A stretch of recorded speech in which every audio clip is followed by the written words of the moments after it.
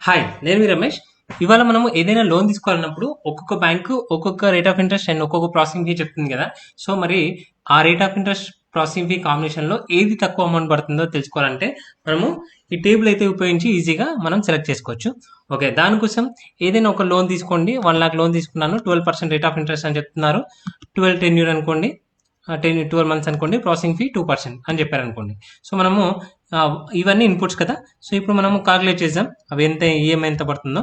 So, EMI calculation PMT అనే function use చేసి rate of interest by 12 comma number of payments అంటే 12 months payment చేస్తాం కాబట్టి 12 comma present value వచ్చేసి 1,00,000 ఓకేనా.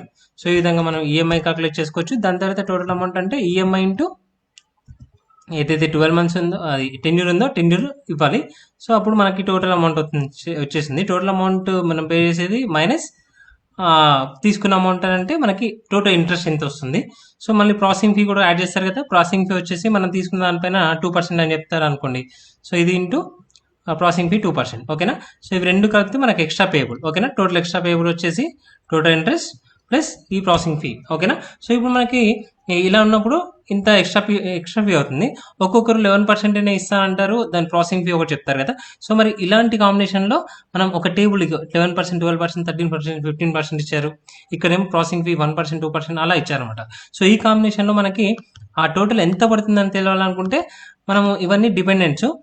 ఇవన్నీ కూడా మనము ఏది కావాలనుకుంటే అది మనము తెలుసుకోవచ్చనమాట. ఏదైతే ఉందో అది ఈ ఎడ్జ్‌లో ఓకేనా. సో, ఇట్సేమో రేట్ ఆఫ్ ఇంట్రెస్ట్ చేశాను. ఇదేమో ప్రాసెసింగ్ ఫీ చేశాను. ఇక్కడ ఏం చేయాలంటే ఈక్వల్ టు మనకేది కావాలంటే ఇది ఈఎంఐ కావాలా, టోటల్ అమౌంట్ కావాలా, ఈ టోటల్ ఇంట్రెస్ట్ కావాలా అన్నప్పుడు ఏది కావాలంటే అది సెలెక్ట్ చేసుకోండి. నాకు టోటల్ ఎక్స్ట్రా పేయబుల్ కావాలనుకుంటున్నాను. ఇది సెలెక్ట్ చేసుకొని ఎంటర్ కొట్టాను ఓకేనా. సో, ఇవి సెలెక్ట్ చేసుకున్న తర్వాత నేను ఇప్పుడు ఈ టేబుల్ అంతా సెలెక్ట్ చేసుకున్నాను. సెలెక్ట్ చేసుకొని వాట్ ఇఫ్ అనాలిసిస్ యూజ్ చేసి డేటాకెళ్ళి వాట్ ఇఫ్ అనాలిసిస్ యూజ్ చేసి what if data table click చేసి ఒక బాక్స్ అయితే వస్తుంది. ఇక్కడ రో ఇన్పుట్ వచ్చేసి నేను రోలో రేట్ ఆఫ్ ఇంట్రెస్ట్ చేశాను కాబట్టి రో ఇన్పుట్ వచ్చేసి ఇన్పుట్స్ అన్ని ఇవి అనమాట ఓకేనా. రో input rate of interest, column input కాలంలో ఏం వేసాను ప్రాసెసింగ్ ఫీ వేసాను ఓకేనా.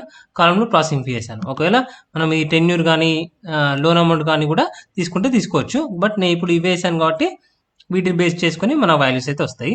ఓకే క్లిక్ చేయగానే నాకు ఇక్కడ చూడండి అన్ని వాల్యూస్ కూడా వచ్చేసాయి అనమాట ఓకేనా.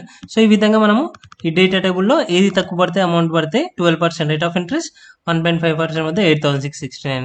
సో, ఇది అన్నిటికన్నా తక్కువ అయితే ఇప్పుడు 7058 కదా. సో, 7058 7558.